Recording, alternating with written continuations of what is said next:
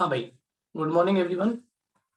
और अब हम लोग आज शुरू करेंगे बच्चों परम्यूटेशन एंड कॉम्बिनेशन। इससे पहले आप लोग कोई क्वेरी करेंगे, उससे पहले मैं आज शुरू करूंगा परम्यूटेशन एंड कॉम्बिनेशन में पहला पार्ट परम्यूटेशन। ठीक है, तो बच्चों आज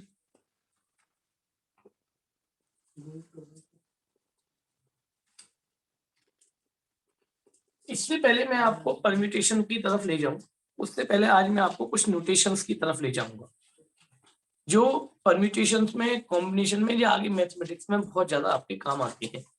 उन्हीं में से एक बहुत ज्यादा जरूरी नोटेशन है जिसका नाम है फैक्टोरियल। तो सबसे पहले परम्यूटेशन से पहले भी हम लोगों को चर्चा फैक्टोरियल वर्ड पर करनी पड़ेगी कि आगे फैक्टोरियल होता क्या है। ठीक है बच्चों, देखिए बच्चों, फैक्टोरियल का मतलब होता है the product of all the natural numbers from 1 to n is called factorial n, is called factorial n, where n is also a natural number. It is denoted by factorial n और n factorial. दो तरीके से factorial के sign को denote किया जाता है, या तो एक्सक्लेमेटरी साइन लगा दिया जाए या फिर उसको ऐसे करके इनो लिख दिया जाए, यानी एल को थोड़ा लंबा सा खींच दिया। ये इस तरह से नोटेशन का मतलब होता है एन।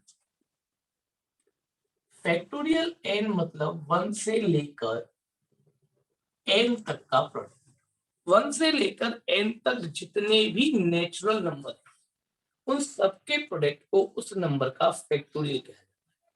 बहुत सारे टीचर्स इसको उल्टा भी खोलने की बात करते हैं। n के बाद क्या आएगा, n-1, फिर n-2 डैश डैश डैश 3 2 1।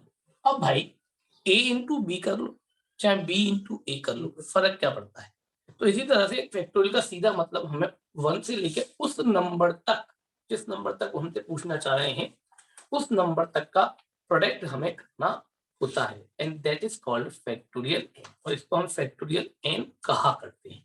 ठीक है, तो सबसे पहले फैक्टोरियल एन का मतलब समझ में आ गया। एक एग्जांपल से थोड़ा सा क्लियर करूंगा।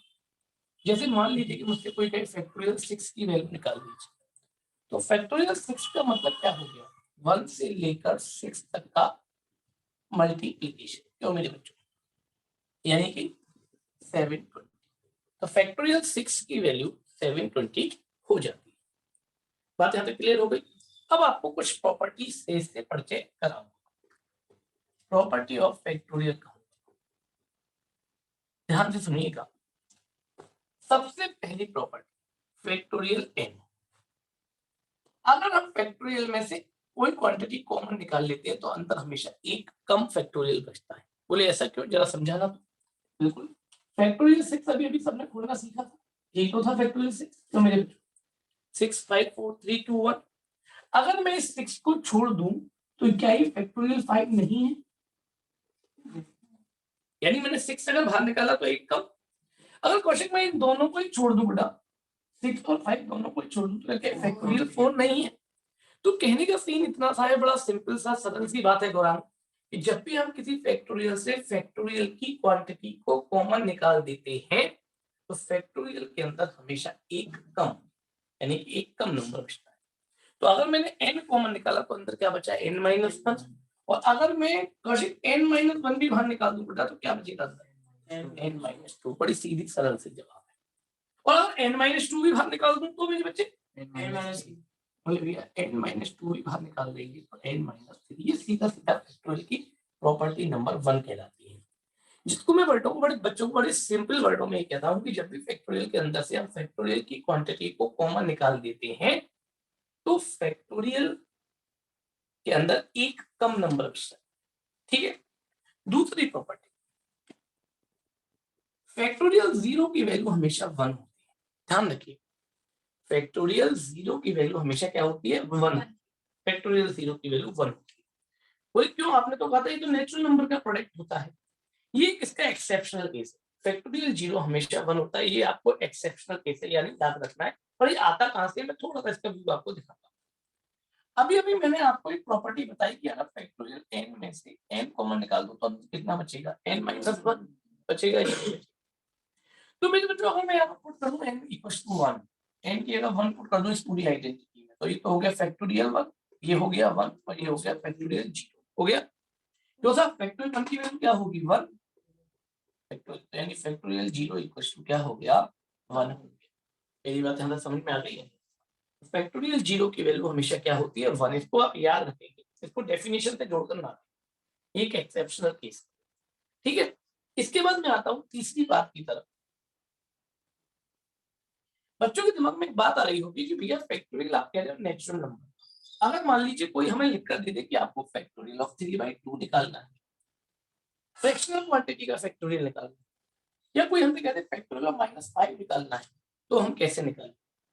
मेरे बच्चों फैक्टोरियल केवल और केवल नेचुरल नंबर इंक्लूडिंग जीरो के लिए ही एग्जिस्ट करता है। अगर कभी फैक्टोरियल के अंदर फ्रैक्शनल क्वांटिटी या फैक्टोरियल के अंदर नेगेटिव क्वांटिटी आ रही तो factorial can not be find out, यानी factorial can not be defined. सीधी सीधी बात। तो यहाँ पर एक तीसरी प्रॉपर्टी लिख रहा हूं, the factorial of negative quantities and fractional quantities is not defined, उसको हम डिफाइन नहीं कर सकते, ठीक मेरे बताओ। तो फैक्टोरियल कभी भी नेगेटिव क्वांटिटीज के लिए या फ्रैक्शनल क्वांटिटी के लिए डिफाइन नहीं किया जा सकता। आता हूं प्रॉपर्टी नंबर 4 की तरफ। प्रॉपर्टी नंबर 4 क्या कहती है, देखो बच्चों, बड़ी सीधी बड़ी सरल बात से जोड़ता हूं। कभी भी ऐसे लिखा आ जाए कि factorial x plus factorial y, तो इसका मतलब कहीं भी फैक्टोरियल x प्लस y नहीं हो सकता। बोले क्यों, factorial of any number is not the product of factorial and the number. क्या आप उसे कॉमन निकाल, क्या आपने फैक्टोरियल कॉमन निकाल लिया और अंदर x प्लस y कर दिया, ऐसा नहीं हो सकता। बोले क्यों नहीं हो सकता यार बताना। देखो सर फैक्टोरियल 2 प्लस फैक्टोरियल 3 करूं, अगर ये बात सही होती तो कहीं फैक्टोरियल 5 होना चाहिए था, होना चाहिए था या नहीं होना चाहिए था। तो फैक्टोरियल 2 की वैल्यू क्या आएगी, 2 into 1 2, फैक्टोरियल 3 की वैल्यू क्या आएगी, 3 into 2 into 1 यानी 6, और फैक्टोरियल 5 की वैल्यू क्या आएगी, 5 into 4 into 3 into 2 into 1 यानी 120। एकदम बराबर है क्या, नहीं। इसी तरह से फैक्टोरियल के अंदर से ऐसे आप कॉमन नहीं निकाल, ठीक। यानी ये बात जो मैंने प्लस पर लिखी है यही बात माइनस पर भी लागू होती है बच्चों, यही बात आपके मल्टी पर भी लागू होती है, और यही बात आपके डिवाइड पर भी लागू होती है। ध्यान से समझिए, ठीक। तो फैक्टोरियल ने क्या आपसे बातें करी, पहले उसको समझना बेहद जरूरी है।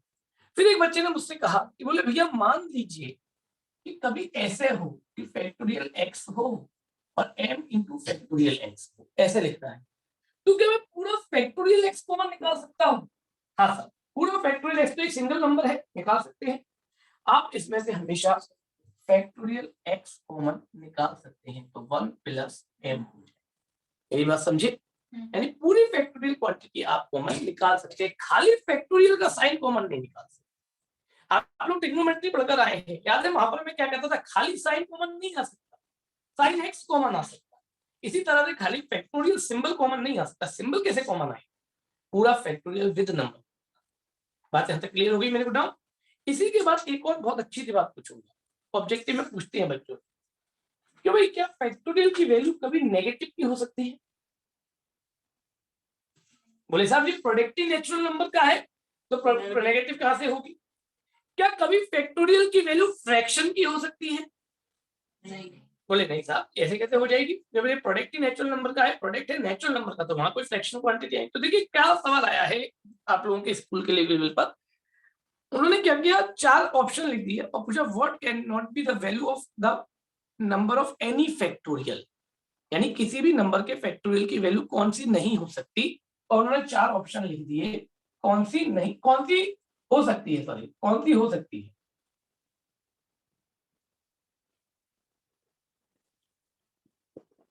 ये 4 ऑप्शन उन्होंने यहाँ लिख दिए कि इनमें से कौन सी वैल्यू किसी भी फैक्टोरियल नंबर की हो सकती है, कैसे लिख दिया है ना। तो मेरे बच्चों ये इस तरह से आप लोग इसको डिफाइन कर सकते हैं, बशर्ते कि आपके ध्यान से कि यानी उसकी वैल्यू हमेशा और हमेशा क्या आएगी, नेचुरल नंबर आएगी, ये बात ध्यान रखिए। करेक्ट बच्चों। अच्छा मैं समझता हूँ ये प्रॉपर्टी जल्दी से नोट कीजिए, फिर कुछ बातें और करते हैं आपके साथ फैक्टोरियल के ऊपर। पहले फैक्टोरियल पर चर्चा करेंगे, देन आफ्टर हम लोग परम्यूटेशन के अंदर एंटर करेंगे, है ना। हाँ जी बिल्कुल तुषार, शुभम, जल्दी से नोट करेंगे फटाफट से बच्चों।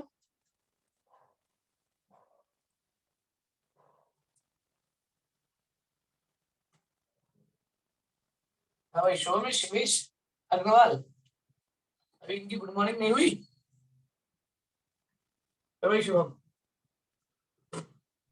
पता नहीं भैया, सोने का मामला है, क्या कहते हैं उसे, कौन उठा सकता है ऐसे टाइम। मामला है, सही बात है, सोने से बड़ा सुख नहीं, रोने से बड़ा दुख नहीं, सही है जी। तो महात्मा बुद्ध ने भी कहा है। चौक करके सोता है ना वो फोन इस वक्त, तो फोन में लाभ नहीं। महक भटिया, चलिए। हम्म, कल आने दो इस शिवेश को, तब देख, जल्दी से नोट करिए।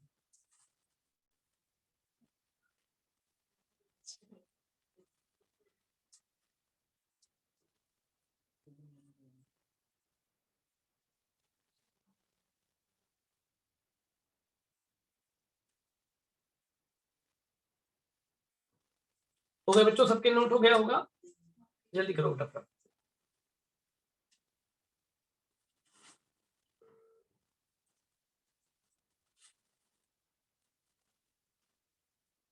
हेलो, मैम शिवेश की बात बोल रहे हैं? अब तो कई बंद नहीं हो रहा,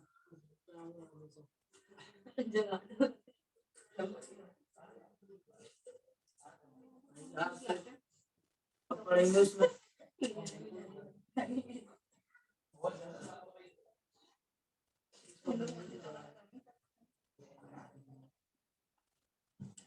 ये हमें पता नहीं था। नहीं तो अब तू गायब होके तो देखा, पापा का नंबर सेव करते भैया के पास तो इसके तो मेरे पास कई सारे नंबर है उसके, तो दो तीन अक्षांश का है और एक वाले कोई निकल नहीं, बेचारा गिरा हुआ है नंबर कभी भी मिल सकता है। चलो बच्चों, तो उम्मीद है सबने नोट कर लिया होगा आपको इतनी देर में, है ना। अब थोड़ा आगे बढ़ता हूँ बच्चों।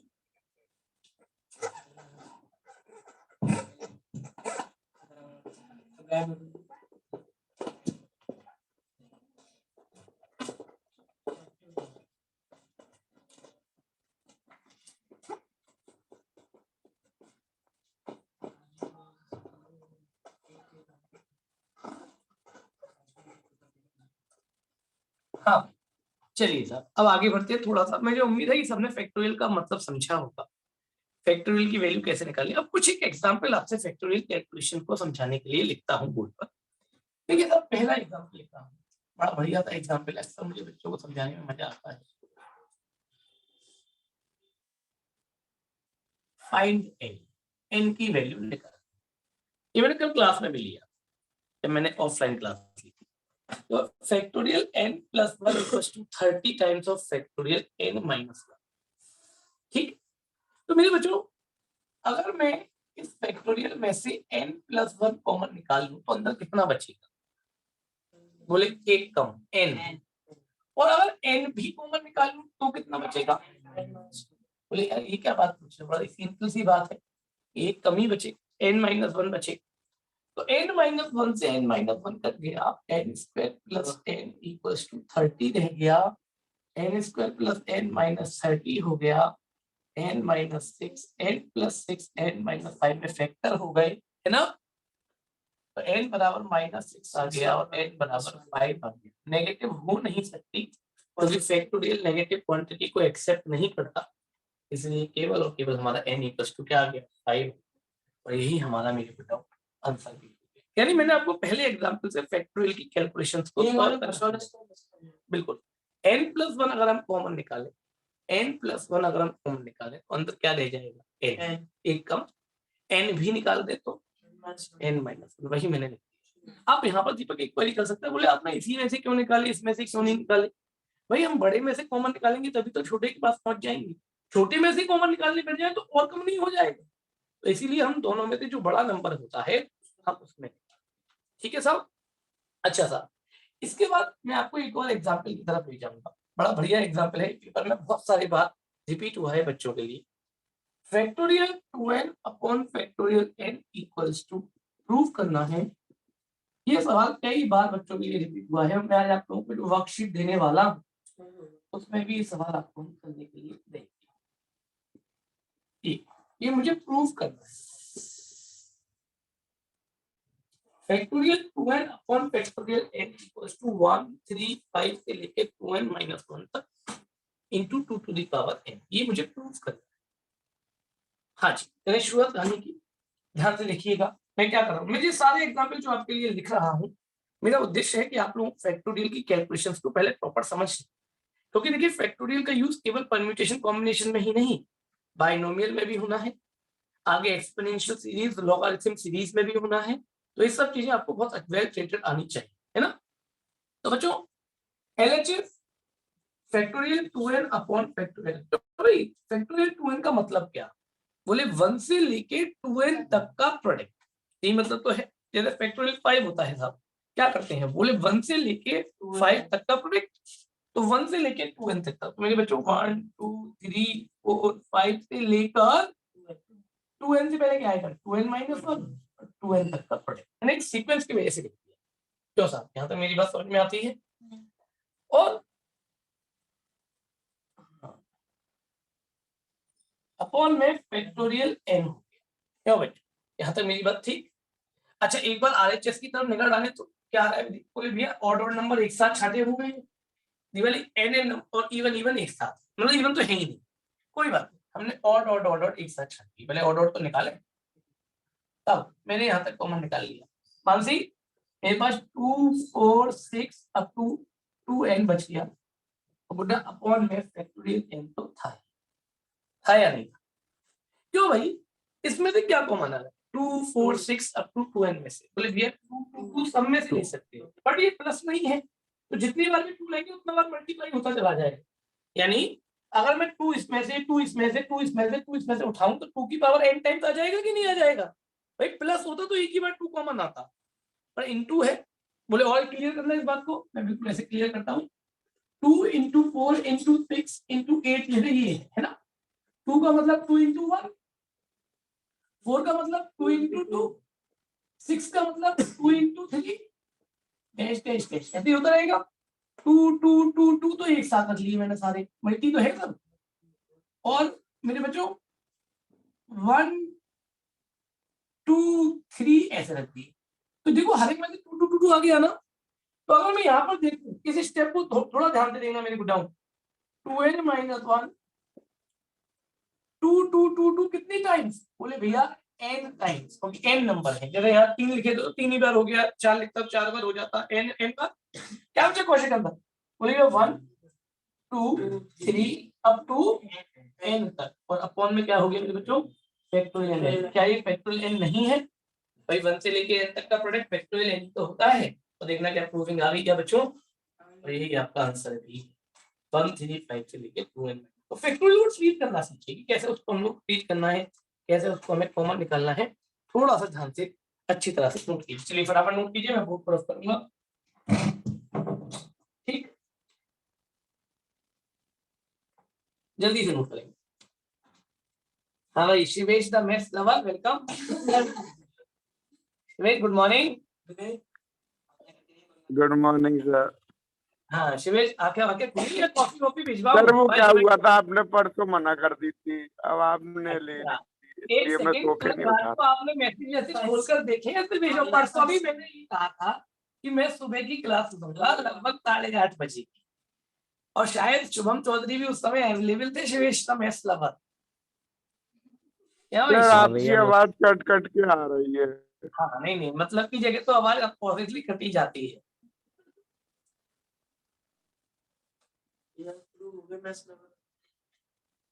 सोने से बड़ा सर आवाज आ भैया रही है आपको मेरी? Sleeping lover.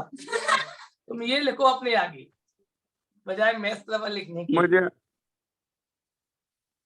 आपकी आवाज नहीं आ रही मुझे। तू घर आ, तू परसों ऑफलाइन में तब बताऊंगा तुझे आवाज आ रही है कि नहीं आ रही। सर आप वैसे मैं फोन कर लूंगा मीटिंग के बाद, तब बता बता दो आप क्या कह रहे हो मेरी आवाज। नहीं तभी बताऊंगा मैं अब तुझे, तू घर आ परसों। अब तुझे कुछ नहीं कह रहा। चलो नोट करो सर। भैया हाँ बेटे। भैया 2n कैसे आया, मतलब लाइक कॉमन लेने पे पावर 2n कैसे आई, उसे n कैसे देख आई? देख, हाँ बिल्कुल बिल्कुल बिल्कुल शुभम, ये मतलब की बात। देखो बेटा, ये देख मैं यहाँ आता हूँ शुभम, 4 नंबर 3 नंबर तक की बात कर लेते हैं, ठीक है शुभम, ज्यादा लंबा नहीं जाता। हम्म। शुभम 2 का मतलब 2 into 1, हाँ भैया। 4 का मतलब बेटा 2 into 2, हाँ भैया। 6 का मतलब 2 into 3। हाँ। तो इसको मैं ऐसे भी लिख सकता हूँ, 2 2 2 तो एक साथ लिख दूं तो 2 की पावर 3 लिख दूं इसे। हाँ भैया। और 1 into 2 into 3 लिख दूं क्या बेटा? हाँ। देख तो 3 नंबर थे तो कितनी बार 2 कॉमन आ गया? 3 टाइम्स। n नंबर है तो कितनी बार 2 कॉमन आ जाएगा बेटा? ये एन टर्म कैसे हैं भैया, क्या कहते हैं, मेरे को ये समझ में अरे नहीं आ रहा। तू एक बात बता, एक बात बता, एक बात बता। 2 की टेबल को जब तू पढ़ना शुरू करता है तो 20 तक कितने टर्म्स हो जाते हैं? 10 टर्म्स होते हैं कि नहीं होते, क्यों बेटा? हाँ हाँ। हाँ। तो ये 1 2 3 हर एक में दूना चल रहा है, तो जी देख ये 6 तो तीसरा टर्म है। तो 2n है तो कौन सा टर्म होगा? आधा, मतलब n एक टर्म होगा या नहीं होगा? क्यों बेटा? हाँ भैया समझ गया समझ गया भैया। ठीक है, समझ में आ गया बेटा? हाँ भैया। Okay okay. हाँ भाई, भूमिका।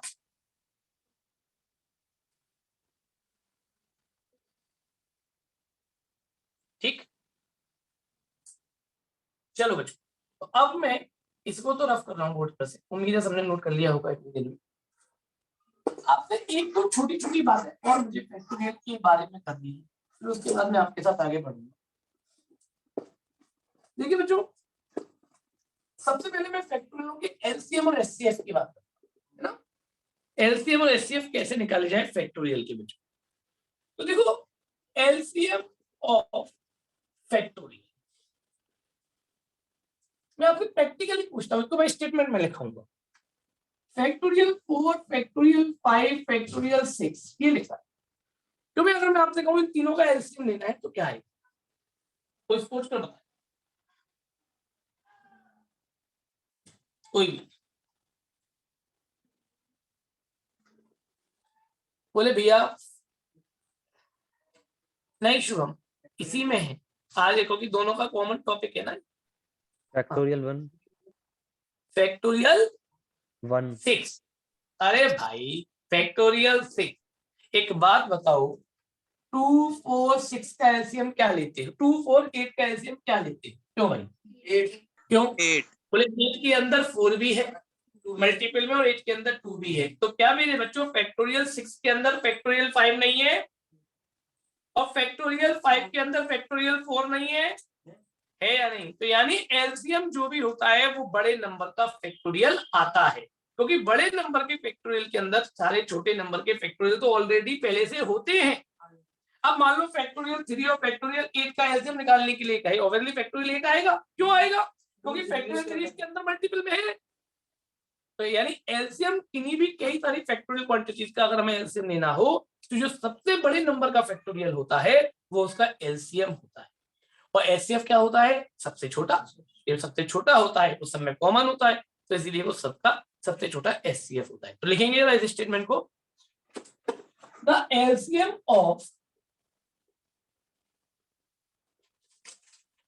some factorial quantities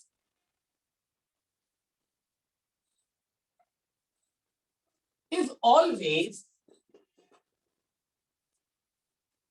the factorial of largest number, largest quantity which are given, जो आपको दी गई। तो साहब मेरी बात समझ में आ गई। जो भी क्वांटिटी आपको दी गई है उनका जो सबसे बड़ा होता है, सबसे बड़े नंबर का जो होता है वो आपका उसका फैक्टोरियल कहलाता है। ये ठीक है मेरे बच्चों, फैक्टोरियल क्वांटिटी। सजल मेरी बात समझ में आ रही है? क्यों सजल? हाँ भैया। लास्ट में ठीक, आगे भी ठीक है। और LCM and HCF is the factorial of smallest quantity.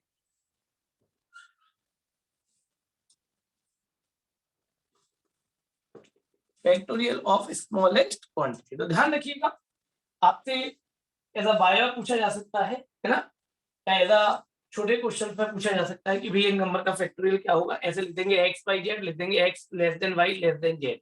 तो सबसे छोटा होगा वो तो एचसीएफ हो गया, तो सबसे बड़ा जो होगा वो आपका एलसीएफ।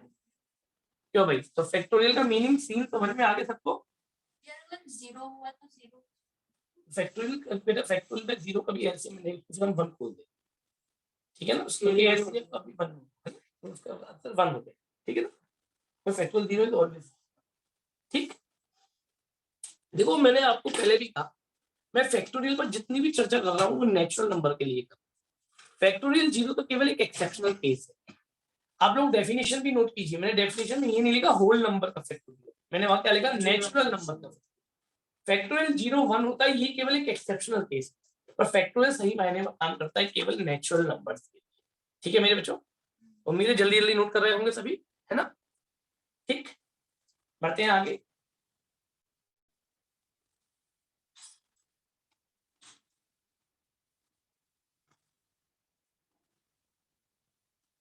हाँ भाई रफ कर रहा हूँ बच्चों। चलिए ये चर्चा मेरी आपसे होगी फैक्टोरियल के ऊपर।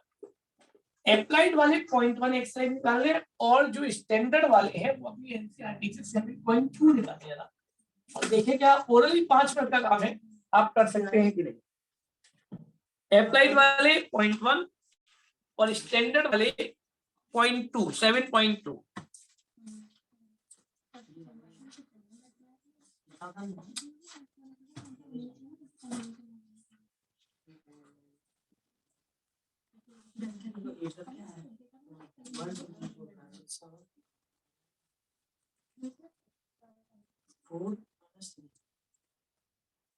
गौरव कहाँ चले गए?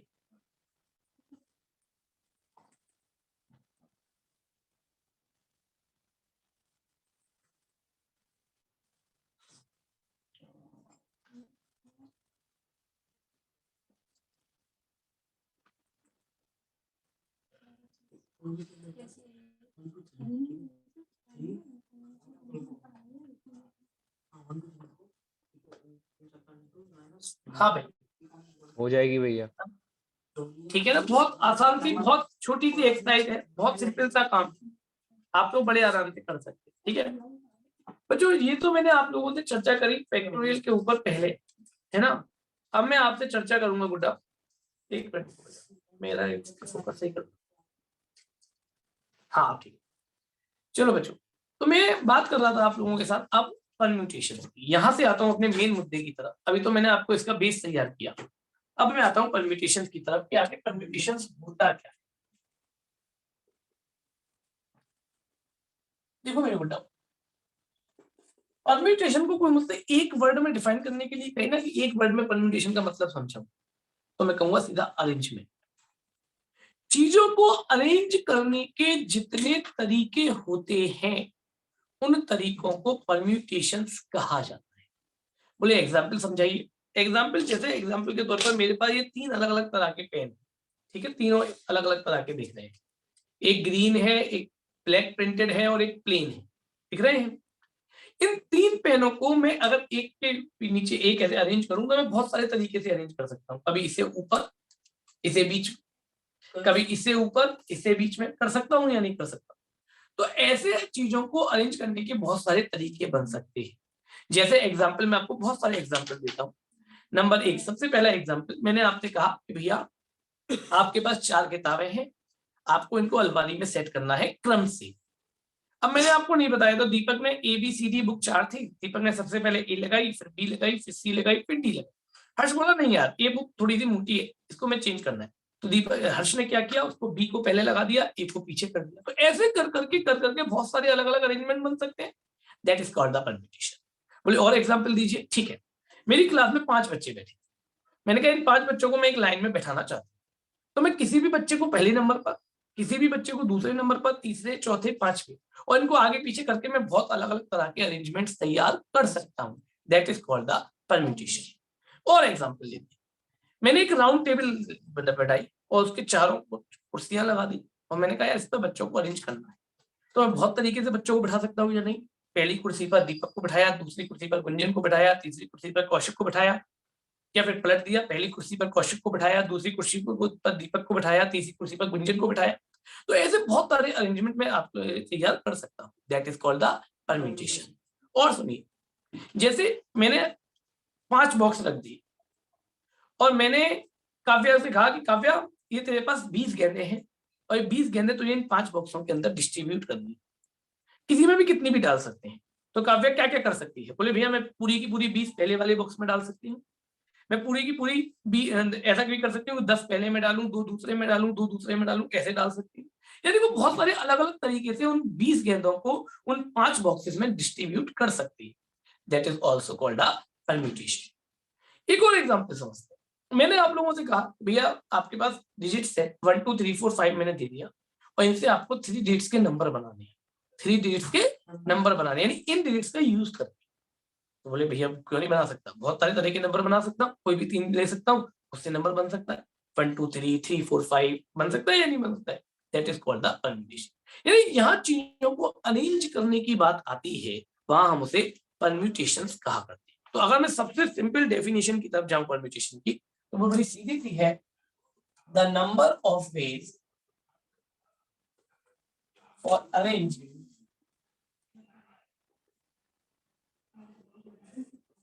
the given object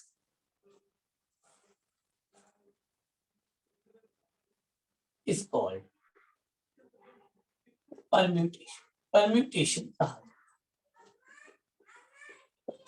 परम्यूटेशंस कहा जाए। यानी परम्यूटेशन क्या है, बोले भैया परम्यूटेशन का सीधा सरल सिंपल वर्ड हो गया कि आपको चीजों को अरेंज करना है ना। The way of the arrangement is called the permutation. Correct, बात क्लियर हो गई। ठीक है, अब बात आई कि परम्यूटेशन होते कितने तरीके के हैं। तो देखो बच्चों, मैं एक चार्ट के थ्रू आपको समझाने की कोशिश करता हूँ। सबसे पहले परम्यूटेशन को 3 तरीके में बांटा गया। एक लाइन अरेंजमेंट यानी लाइन परम्यूटेशन, इसको हम लीनियर भी कह सकते हैं, लीनियर परम्यूटेशन। दूसरा हो गया सर्कुलर परम्यूटेशन, और तीसरा हो गया डिस्ट्रीब्यूटिव परम्यूटेशन। अब तीनों को समझाता हूं मैं डिटेल में, थोड़ा ध्यान से सुनिएगा। डिस्ट्रीब्यूटिव परम्यूटेशन, देखो बच्चों, सबसे पहले मैंने चर्चा की लीनियर परम्यूटेशन, यानी जब ऑब्जेक्ट्स को एक लाइन में अरेंज कर, लाइन में अरेंज मतलब समझ गए। मैंने कहा 5 बच्चों को बिठाना, डिजिट्स को अरेंज करना। डिजिट्स को कभी सर्कल में बोलते हैं क्या? जैसे कोई आपको 3 डिजिट का नंबर बोलना है, कभी ऐसे बोलोगे क्या? नहीं बोलोगे। डिजिट्स को सर्कल में तो नहीं बोलोगे। 3 डिजिट का नंबर बोलना है तो हमेशा ऐसे बोलो। कोई नाम का लेटर बोलना है तो लेटर कभी भी क्या लिखा जाएगा, एक लाइन में तो लिखा जाए, लिखा जाएगा या नहीं लिखा जाएगा? तो भाई ये सब क्या है, linear arrangement, linear permutation. But जब चीजों को सर्किल के अराउंड अरेंज करना, जैसे फूलों की माला बनानी, मैंने आपको 10 तरह के फूल दे दिए और कहा एक माला बनाओ, अब वो थोड़ी ना लाइन में बनेगी। माला तो कैसी बनती है, गोल बनती है। That is called circular arrangement. या कुछ लोग आपको मैंने बोल दिया या 5 बंदे हैं, इनको एक गोल टेबल के अराउंड अरेंज करना, that is called circular permutation. ठीक। तीसरा एग्जांपल डिस्ट्रीब्यूटिव परम्यूटेशन। मैंने अभी एग्जांपल दिया था कि काव्या को मैंने 5 बॉक्स दिए, 20 भोले दिए और कहा इनको डिस्ट्रीब्यूट कर दो यार, दैट इज कॉल्ड डिस्ट्रीब्यूटिव। यहाँ आपने अरेंज नहीं किया, यहाँ आपने डिस्ट्रीब्यूट किया चीजों, that is called distributive permutation. तो बात समझ में आ गई पहले इन वर्डों का मतलब। अब फिर बात आती है कि लीनियर परम्यूटेशन कितने तरीके का होता है। तो मेरे बच्चों, लीनियर परम्यूटेशन हमारा कई सारे तरीकों का है, जिनमें से 3 तरीके मैं आपको बता रहा हूं। पहला है अरेंजमेंट ऑफ डिजिट्स, डिजिट्स समझ गए, जो नंबर आपको मैंने दे दिए 3 4 2 3 4 5 होते 3 डिजिट का नंबर 4 डिजिट का नंबर बनाना। दूसरा होता है arrangement of letter of the word. Letter of the word मतलब जैसे मैंने एक वर्ड ले लिया तनिष्क, ठीक है ना। अब इस तनिष्क वर्ड के में जितने लेटर आ रहे हैं इनको आगे पीछे कर कर मैं बहुत सारे नए नए वर्ड बना सकता हूँ कि नहीं बना सकता हूँ? हजारों वर्ड बन सकते हैं। That is called the letter arrangement, यानी वर्ड के लेटर का अरेंजमेंट। ठीक, इसके बाद मैं और आगे बढ़ गया तो तीसरा अरेंजमेंट आता है हमारे पास, अरेंजमेंट ऑफ पर्सन।